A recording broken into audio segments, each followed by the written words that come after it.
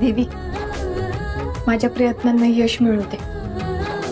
आम्ही जी कोलॅबोरेशनची कामं घेतलीत ना ती सगळी हिट होऊ दे। त्यांनी ज्यांनी माझे पैसे थकवलेत ना, प्लीज प्लीज प्लीज प्लीज त्यांना ते परत देण्याची बुद्धी येऊ। घराचा हप्ता तटलाय, त्या सगळ्या पैशांची जुळणी होऊ दे बघ। पैसे मिळणं लय इम्पॉर्टंट आहे बघ।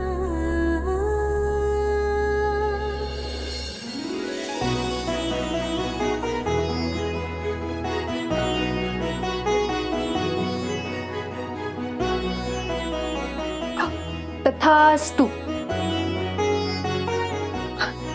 विदुला ताई, अगं मी नाही, देवीने म्हटलंय।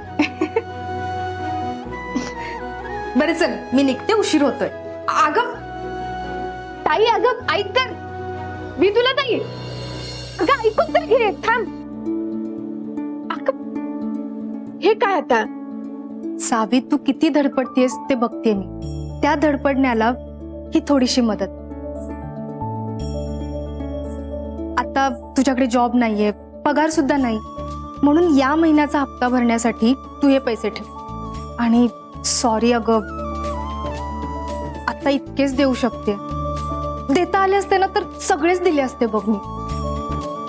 अगं पण ताई, ठेव म्हटलं ना, ठेव।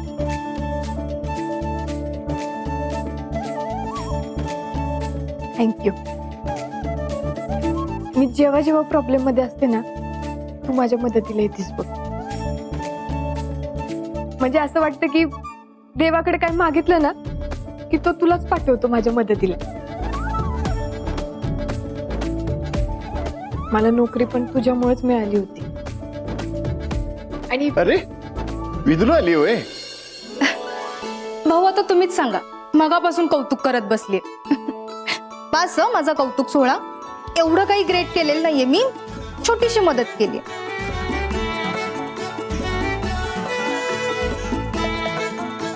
खरं क्रेडिट द्यायचं असेल तर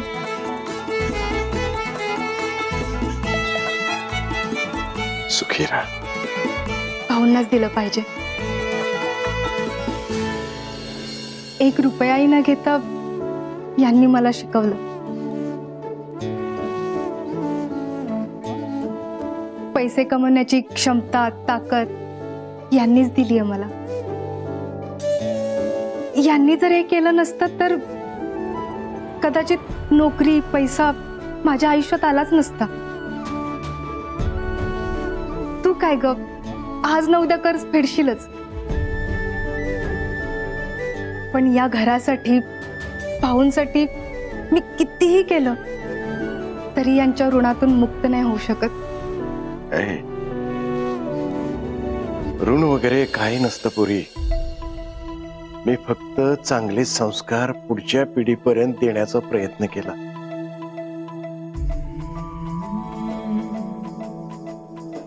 आपल्याकडे जे जे उदात्त उन्नत आहे की नाही, ते पुढे देण्याचं तत्व मी पाळत आलोय। तुम्हाला कष्टाची, परोपकाराची, बंधुभावाची शिकवणी दिली, पण ती शिकवणी आचरणात आणून त्याच्यावर विश्वास ठेवून ते जपायचं की नाही, हे सगळं ज्या त्या माणसाच्या प्रवृत्तीवरती अवलंबून असतंय। आणि तुम्हा पोरांनी हे निकरानं केलंय, नेटानं केलंय. कसं आहे ना, चांगला शिक्षक लाभणं हे जसं विद्यार्थ्यांचं भाग्य असते की नाही, तसंच तुझ्यासारखे चांगले विद्यार्थी लाभणं हे सुद्धा शिक्षकांचं भाग्य असते. आणि पैसा नसला तरी सुदैवानं हे भाग्य माझ्या नशिबी खूप वेळा आलाय. अभिमान वाटतो तुझा. भाऊ,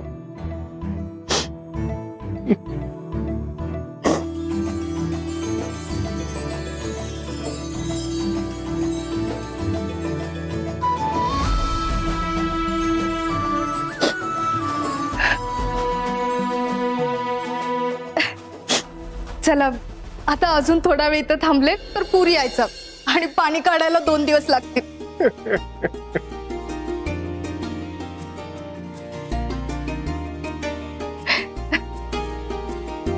भाऊ, आयुष्यात जे काही शिकलीये ते मी तुमच्याकडूनच शिकले, पण हे असं बोलायला मी फक्त सावीकडूनच शिकले.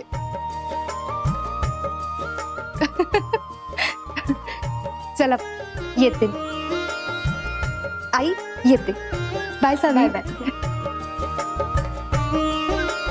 चला, शिकवण चांगली कामाला आली.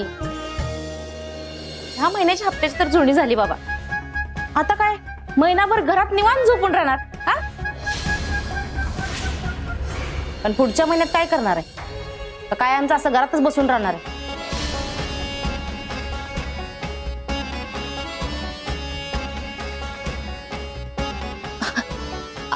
अहो भाऊ, म्हणजे लोक वंसनच्या लग्नाबद्दल विचारायला लागलेत हो, म्हणून मी म्हंटल आता त्यांचे हात पिवळे करायला नको का? हा, त्यांनी पण त्यांचा संसार बघायला पाहिजे. किती दिवस त्या तरी ह्या घराचं बघत बसणार आहेत? दीपा, हे सगळं बोलायची ही येळ आहे होय? अहो आई, लग्नाचा मुहूर्त काढतात, लग्नाचा विषय काढायला वेळ काळ बघतात, ही कुठली पद्धत आहे? हा, ज्याचं करावं भलं ते म्हणते माझंच बैल रिकाम.